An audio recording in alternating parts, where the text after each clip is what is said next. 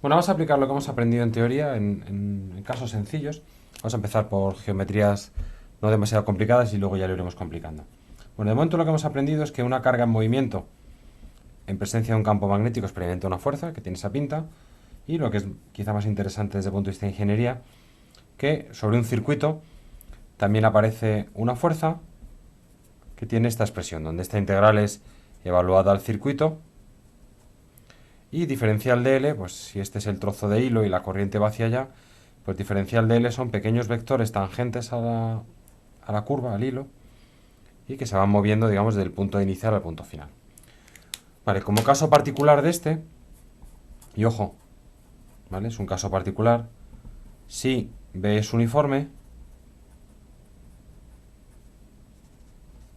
entonces simplemente podemos poner el vector que conecta el principio con el fin, ¿vale? Sería como el vector desplazamiento en mecánica, multiplicado por el campo magnético. ¿Vale? Esto sería la fuerza en el caso uniforme. Bien, ¿qué pasa si tenemos un circuito cerrado? Imaginaos que en vez de un hilo, pues yo lo que tengo es un circuito, por tanto empieza y acaba en el mismo sitio, así que si la corriente va en este sentido, bueno, pues tendremos que el punto inicial y el punto final es el mismo. Por tanto, si yo me creo esta fórmula, la fuerza neta tiene que ser cero. ¿Vale? Pues lo que vamos a hacer es demostrar esto para un caso particular, que será el caso en el que, imaginaos, tenemos un rectángulo por el que circula una cierta corriente y ahora aplicamos un cierto campo magnético. Y lo que queremos ver es si efectivamente, como esto es cerrado, cuando el campo es uniforme, la fuerza es cero. Lo que vamos a ver es que sí, pero vamos a ver que en ciertas circunstancias, dependiendo de la orientación del campo, va a aparecer un torque, va a aparecer un momento. Así que a pesar de que la fuerza neta es cero, va a aparecer ese torque que lo va a hacer girarse. Así que si esto tiene un momento de inercia, pues esto tendrá una cierta velocidad angular. Y luego ya, para complicarlo todo, vamos a suponer que el campo no es uniforme, por tanto tenemos que usar la expresión general. Así que con un cuadradito y un campo, pues vamos a jugar bastante. Así que vamos allá, vamos a coger nuestro rectángulo. Vamos a llamar a esta esquinita A, B, C y D. Vamos a suponer que por aquí circula una corriente I. En un circuito cerrado solo hay una corriente, ¿vale? Salvo que tengamos un nudo, como ya veréis en electrotecnia. Bueno, pues toda esta malla, este circuito cerrado, tiene una única corriente. Y ahora vamos a hacer un ejemplo muy sencillito en el que tenemos un campo uniforme que va hacia adentro del papel. ¿Vale? Voy a definir aquí unos ejes, como siempre, X así, Y Z va a ser hacia afuera. ¿Vale? Ese va a ser nuestro vector o nuestro eje perpendicular al papel. Así que esto, como le pinto hacia adentro, será pues menos B por K. ¿De acuerdo? Y ahora lo que quiero ver es cuál es cuál es la fuerza que ejerce este campo. Yo solo pinto la X aquí, pero imaginaos que todo el papel está magnetizado. Bueno, pues lo que vamos a hacer es por tramos.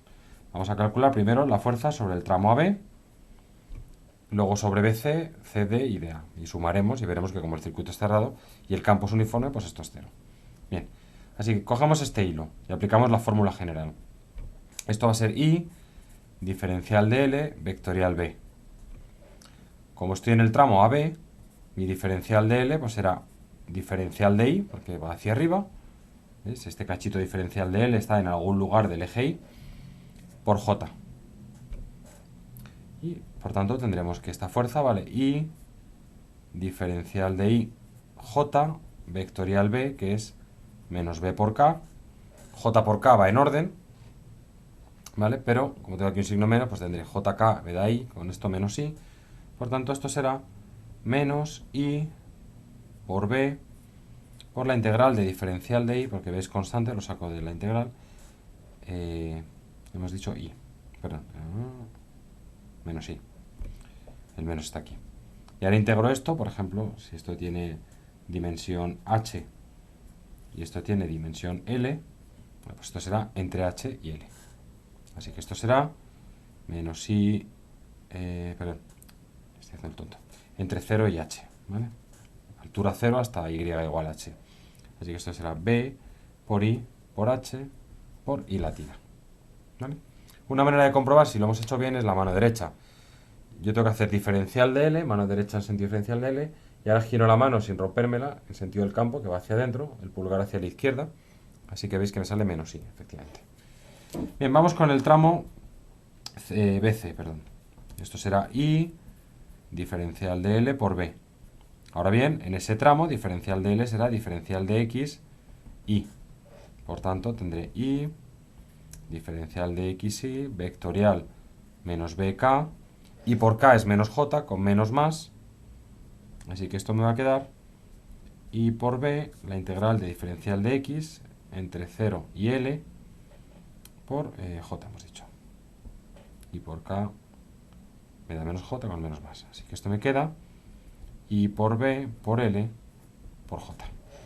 Vamos con el tramo CD. Fuerza sobre el tramo CD será I por diferencial de L por B. En este tramo, diferencial de L, veis que va hacia abajo, así que es menos diferencial de I por J. Por tanto, esto me queda I menos diferencial de I por J, vectorial menos B por K, menos por menos más, J por K, I. Así que I por B, por la integral de diferencial de I, hemos dicho J por K, I, ¿vale?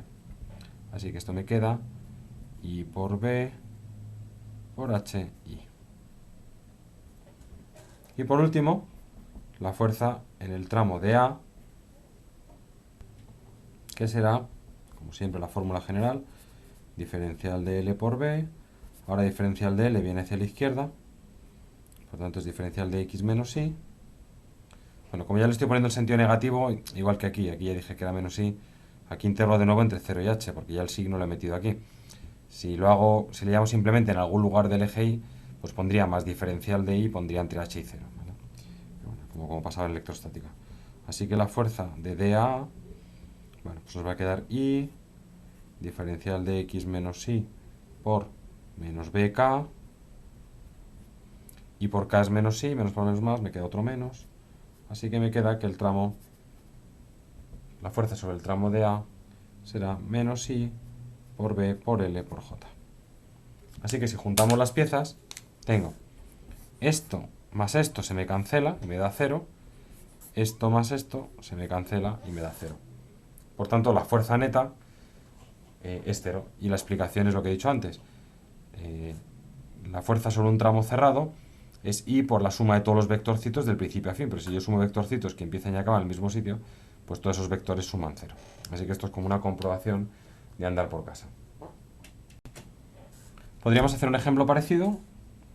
Imaginaos que yo ahora el campo, la misma corriente, mismo circuito, pero yo ahora el campo lo pinto así. Ahora como no hace falta perspectiva, puedo pintar todas las líneas que quiera. Es decir, al campo vale B por I. Bueno, pues no ha cambiado nada. Como B es uniforme, porque nos lo dirían los datos del problema, pues entonces la fuerza será I por el vector que conecta A con A, vectorial B, y esto sigue siendo 0. ¿Vale? Si yo calculo ahora las fuerzas, pues empezaríamos. Esto es A, B, C, D. La fuerza sobre el tramo AB, voy a hacerlo ahora un poquito, voy a hacerlo mirando simplemente los vectores. Esto sería mano derecha yendo hacia arriba, giro hacia la derecha, me da hacia adentro es menos K, así que esto será I por B por H por menos K. La fuerza sobre el tramo BC es 0, porque fijaos que diferencial de L es paralelo a B, por tanto cuando haga el producto vectorial de dos vectores paralelos me va a quedar 0. La fuerza sobre el tramo de A lo mismo. Y la fuerza sobre el tramo CD, pues tendremos diferencial de L hacia abajo, el campo hacia la derecha, o sea que tenía que hacer hacia abajo y luego hacia la derecha, y es que me va a dar un campo hacia afuera. Si no lo veis, como siempre, hacia abajo sería menos J, mi campo va así, así que si yo hago el producto vectorial J por I, eso me daría menos K, con este menos un más K. Así que I por B por H por más K. ¿Vale? Bien, si yo sumo, esto sigue siendo 0. Pero hay una diferencia. Vamos a dibujar aquí de nuevo el circuito. A diferencia del caso anterior, en el que básicamente estábamos tirando aquí con una fuerza igual que esta, y aquí con una fuerza igual que esta, porque el campo apuntaba hacia adentro, en nuestro ejemplo, en este nuevo ejemplo, es un poquito distinto, porque tenemos aquí 0, aquí un campo hacia adentro del papel, y aquí un campo hacia afuera del papel. O sea, que es como si yo cogiese un rectángulo, como este, y ahora de este extremo empujo hacia abajo y de este extremo empujo hacia arriba. Así que lo que estoy haciendo es un torque. ¿Vale? Estoy empujando de aquí hacia abajo y de aquí hacia arriba, estoy haciendo un torque. Así que este circuito lo que va a hacer es levantarse por aquí y hundirse por aquí. Así que es como si yo tuviese un cierto eje por aquí en medio y va a rotar en torno a este eje. ¿Vale? Va a hacer... Bueno, no sé cómo pintarlo, pero bueno, os lo imagináis, ¿no? Este punto sale hacia afuera del papel y este entra hacia adentro. Así que podemos calcular el torque respecto al eje. Si recordáis, un torque era R vectorial una fuerza. En este caso, R sería este para esta fuerza y R sería este para esta fuerza. ¿Vale? Y ahora de nuevo, sí, vamos a hacerlo sobre este lado, que parece que se ve un poquito más claro. R sería L medios por I. Y esta fuerza que hemos calculado, que es la fuerza sobre este tramo, CD, será IBH por K. Y por K, como van desordenados, es menos J. Así que el torque sobre este segmento CD será I por B por H por L medios por menos J. ¿De acuerdo? Menos J en este caso es porque estamos como rotando en torno a este eje. ¿Vale? Eso es lo que significaba un torque con una cierta dirección. Bien, y si hacemos lo mismo aquí, ahora R sería menos L medios, el campo también tiene otro signo menos, o sea que este va a ser igual al torque sobre el tramo AB. Por tanto, el torque neto sobre el sistema será 2 veces este, por tanto, I por B por H por L. Bueno, y lo del menos J ya digo que bueno, simplemente tiene sentido de que estoy levantando esto para afuera y esto se está metiendo para adentro. Si nos olvidamos de la dirección por un momento, aquí vemos un par de cosas curiosas. Vemos que el torque es proporcional a la corriente, es proporcional al campo, bueno, si no hubiese campo no habría nada, y aquí tenemos el área del circuito. ¿Vale? Bueno, pues vamos a poder hacer cálculos rápidos, en vez de tener que hacer los torques sobre cada uno de los lados, vamos a poder hacer el cálculo muy rápido a partir de esta fórmula. ¿Cómo? Bueno, pues vamos a definir un vector que vamos a llamar con la letra griega mu, ¿vale? Como luego alguno parece que no sabe mucho griego, esto es como las vacas, mu. Y este vector va a ser el producto de la corriente por un vector que voy a llamar vector área, cuyo módulo es el área del circuito y cuya dirección y sentido es perpendicular al plano del circuito. ¿Vale? En realidad un circuito tiene dos perpendiculares. Y entonces de nuevo voy a seguir la regla de la mano derecha. ¿Qué significa eso? Pues volviendo a nuestro ejemplo, si la corriente viene así, yo lo que voy a hacer es poner, tengo dos perpendiculares, hacia afuera o hacia adentro. Pues voy a poner el pulgar en la perpendicular que haga que los dedillos apunten en el sentido de la corriente. Entonces, por ejemplo, aquí voy en sentido horario, así que esto va a ser este sentido. ¿Vale? Así que si la corriente viene en este sentido, significa que mi momento magnético va a ir dirigido hacia adentro. ¿Vale? Bueno, pues magia. El torque sobre un circuito va a ser, bueno, visto como vector, va a ser el producto vectorial de mu por el campo magnético. ¿Vale? En nuestro ejemplo inicial, recordemos, teníamos el campo puesto así, la corriente así. Por tanto, mu y el campo magnético son paralelos, así que el torque es cero. En este segundo ejemplo, que acabamos de discutir hace un rato, el campo magnético viene así, mu va hacia adentro, tal como está la corriente, porque va en sentido horario. ¿Vale? Por tanto, tenemos mu hacia adentro por el campo B hacia la derecha. Esto es lo que nos ha dado este eje menos J de rotación.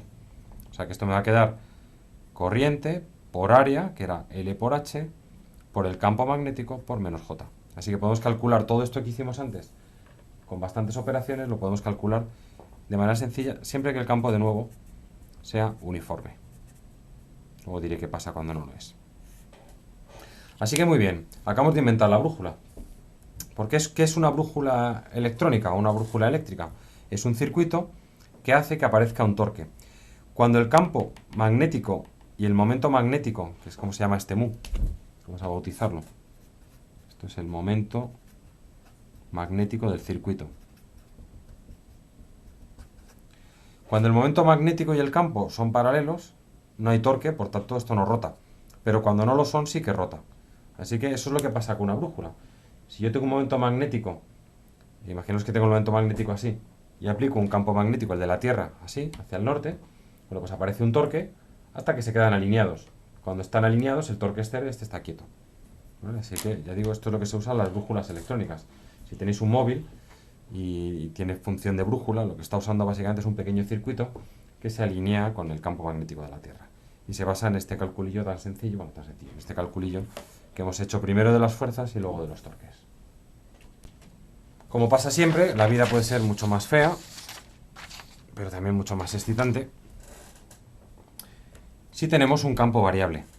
Entonces imaginaos de nuevo, tenemos nuestro circuito, esta dimensión hemos dicho que es L, esto es H, tenemos la corriente I girando en sentido horario, así que ya podemos decir que tenemos un momento magnético en esa dirección, y ahora vamos a volver a aplicar un campo magnético en esta dirección, con lo cual el torque va a ser 0, ¿vale? Eso no cambia, pero vamos a suponer que tenemos aquí nuestro origen de coordenadas, que de aquí a aquí hay una distancia d, y vamos a suponer que nuestro campo magnético es una cierta constante partido por la distancia al eje, ¿vale? Que en este caso le he llamado x. Y tal como le he pintado aquí, pues esto irá como menos k, ¿vale? Esta k es una constante y esa es la k del vectorcito.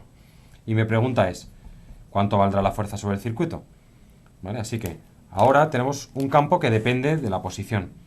Así que esto es no uniforme. Así que, aunque el circuito es cerrado, bueno, puede que la fuerza no sea nula, ¿vale? Y vamos a tener que comprobarlo. ¿Cómo lo comprobamos? Con la fórmula general. La fuerza es I diferencial de L por B. Así que vamos allá, vamos a ver si realmente el campo es uniforme. Perdón, si el campo no es uniforme, si la fuerza sobre un circuito cerrado es cero o no. ¿Cómo lo hacemos? Pues a trocitos. Partimos esto en 4 esquinas y calculamos las 4 fuerzas. Fuerza sobre el tramo AB. Pues tengo diferencial de L, que ya hemos dicho que es diferencial de I por J, vectorial B, que va hacia adentro. Vamos a ponerlo. Va a ser K partido por X por menos K. Fijaos que en todo este tramo X es constante, vale D. Así que esto en realidad va a ser, bueno, J por K vale I, con el signo menos menos I. Esto va a ser I por esa K constante partido por X, donde X ahora es constante igual a D, por la integral diferencial de I, y esto hemos dicho que es menos I. Así que nos queda I por esa constante K partido por D por H, en la dirección menos I. ¿Vale? Así que hasta aquí nada nuevo. Vamos con la fuerza sobre el tramo BC. Esto será I, diferencial de L ahora va hacia la derecha, como hemos dicho antes. Ya podéis ver aquí la novedad. Así que diferencial de L ya depende de X. Esto va a ser esta constante K partido por X por menos K. Y por K es menos J con este menos más. Pero ahora ya la X no la puedo sacar de la integral. Así que esto me queda I por esta constante K. Hemos dicho que esto I por K es menos J por menos más. Así que esto es más J por la integral de diferencial de X partido por X. ¿Dónde empieza este tramo de B a C? Pues empieza en D y acaba en D más L. Así que esto me va a quedar I por K por el logaritmo neperiano de D más L partido por D en la dirección J. Es decir, al igual que antes me aparece una fuerza, solo que ahora esta fuerza pues tiene una forma muy fea. Me voy a saltar al tramo DA. En realidad, si hago el cálculo, lo que me va a quedar es lo mismo que antes, solo que esa constante, bueno, ese producto vectorial me va a dar negativo. Así que este y este se siguen cancelando, ¿vale? Pero la novedad viene cuando calculo esto sobre el tramo CD.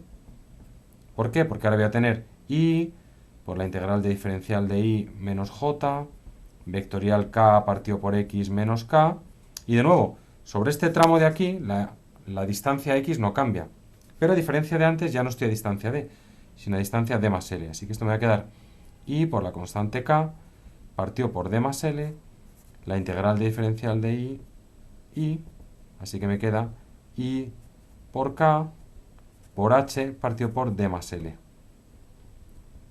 ¿Qué está pasando aquí? Pues fijaos, este con este, voy a poner en rojo, este con este se cancelan. ¿Vale? Esto lo dejo como ejercicio. Pero este con este no. Porque este está más cerca y por tanto es más intenso. Así que lo que ha aparecido es una fuerza aquí, que es esta fuerza que he llamado FAB, y una fuerza aquí más chiquitita porque está más lejos, que es FCD.